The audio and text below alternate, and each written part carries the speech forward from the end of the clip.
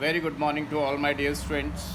काफ़ी दिनों बाद आफ्टर द कोविड मीन्स मुझे हो गया था, बीच में मैं वीडियो अपलोड नहीं कर पाया था और स्टूडेंट्स के काफ़ी फ़ोन आ रहे हैं, काफ़ी एसएमएस आ रहे हैं कि सर हमको आपकी बहुत ज़रूरत है, अपनी गाइडेंस देते रहिए। तो मैंने उनसे प्रॉमिस भी किया था जैसे मैं ठीक होता हूँ डेफिनेटली मैं वीडियोस अपलोड करूँगा। बच्चा लोग नीट का एग्ज़ाम बहुत करीब आ गया है and definitely to score very well हमें इस समय बहुत प्रॉब्लम ये आ रही है बच्चे लोगों को कि हम क्या पढ़ें क्या नहीं पढ़ें, क्योंकि एक बच्चा दूसरे बच्चे को देखता है कि सर वो तो ये बुक लगा रहा है, वो बुक लगा रहा है, इधर के क्वेश्चंस कर रहा है। अच्छा, ऐसी कोई गाइडलाइंस नहीं होती कि एग्जैक्टली पढ़ना क्या है, ये कोई नहीं बता सकता। तो इसमें आपको एक्सपीरियंस टीचर, तजुर्बे का टीचर की ज़रूरत होती है। तो यही सब चीज़ें बताने के लिए मैंने ये वीडियो अपलोड कर रहा हूँ मैं। बच्चा लोग सबसे पहले तो आपने जितना पढ़ लिया हो, एक्स्ट्रा पढ़ लिया हो, कुछ भी पढ़ लिया हो, चलो इट्स गुड, लेकिन अब लास्ट मोमेंट में आप कुछ भी नया ट्राई ना करें।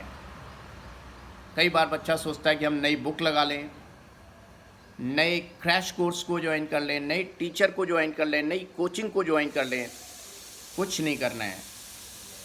अब आपको बहुत अच्छी अगर रैंक लानी है तो सिर्फ और सिर्फ एक काम करना है आपने।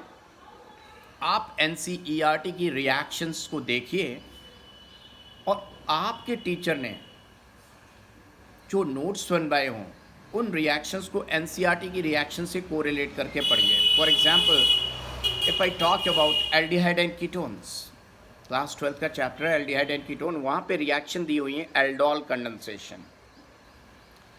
एल्डोल कंडेंसेशन को पहले रट मारिए आप, जो भी एनसीईआरटी में लिखा है बिना बुद्धि लगाए, और फिर जब आपको याद हो जाए कि क्या रिएक्टेंट है, क्या रिएजेंट है, क्या प्रोडक्ट है, now apply brain, now use mechanism, what ever your teacher has taught you, apply that thing कि कैसे चलेगी। अच्छा, बच्चा क्या करता है, मैकेनिज्म करता रहता है और उसको ना तो रिएक्टेंट याद रहता है ना प्रोडक्ट याद रहता है। उसके जो कॉमन नेम्स हैं, क्रोटोन एल्डिहाइड, मेसिटिल ऑक्साइड, ये बहुत ज़्यादा पूछता है एग्जामिनर तो कह ही रहा है कि हम बहुत ज़्यादा डेप्थ में नहीं जाने वाले हैं। आप चले गए, आपके टीचर ने पढ़ा दिया इन डेप्थ, बहुत अच्छी बात है, but right now we should know what is the reactant, what is the product and what is the reagent. Whatever is given in your NCERT, that is the most fundamental thing and that you have to know. अगर उस पर आपका command हो गया तो आपके full marks आने वाले हैं। तो बच्चा कहता है क्या हमारे नोट्स जो इतने डेप्थ में पढ़े हैं, definitely they are very important. By chance if examiner is going to give you any tough question, in that condition that is going to help you that to score full marks. but भाई पहले selection तो चाहिए, और selection कब होगा? Selection के लिए हमें एनसीईआरटी की reactions, for example whenever I used to teach, मैं सब कुछ एनसीईआरटी कवर अप करके चलता हूँ। जैसे मेरे नोट्स किसी ने पढ़ लिए तो एनसीईआरटी कवर अप हो गई, लेकिन फिर भी आप एक बार एनसीईआरटी देखेंगे तभी आपको पता लगेगा कि यस एनसीईआरटी कवर अप हो गई।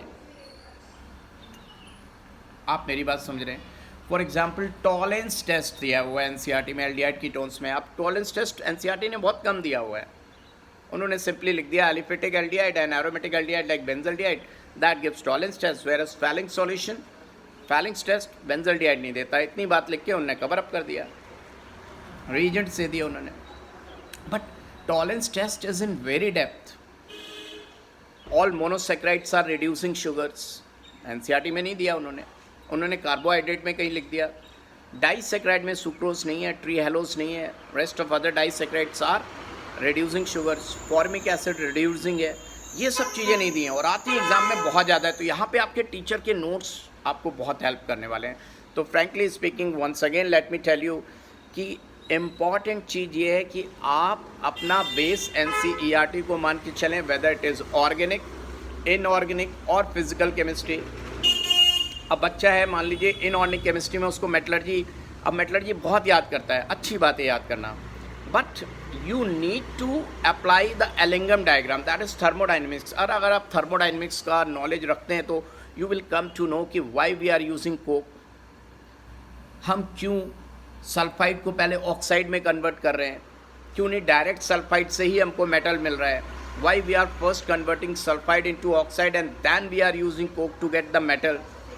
ये सारी चीज़ें आपको एलिंगम डायग्राम मीन्स वहाँ पे फंडामेंटल थिंग्स से मिलेंगी. एनसीईआरटी में भी एलिंगम डायग्राम इज गिवन. तो एलिंगम डायग्राम में भी आपको वहाँ पे नॉलेज चाहिए. अब रटने से नहीं होगा एलिंगम डायग्राम कि कब वो क्रॉस कर रहा है मैग्नीशियम एल्यूमिनियम. पता चला कि किस टेम्परेचर पे मैग्नीशियम की टेंडेंसी फॉर ऑक्सीजन ज़्यादा है, लो टेम्परेचर पे. बहुत ज़्यादा हाई टेम्परेचर हो जाए तो definitely aluminium will have more tendency for oxygen. Aluminothermite process इसी पे बना है. तो ये सब चीज़ें समझने की हैं.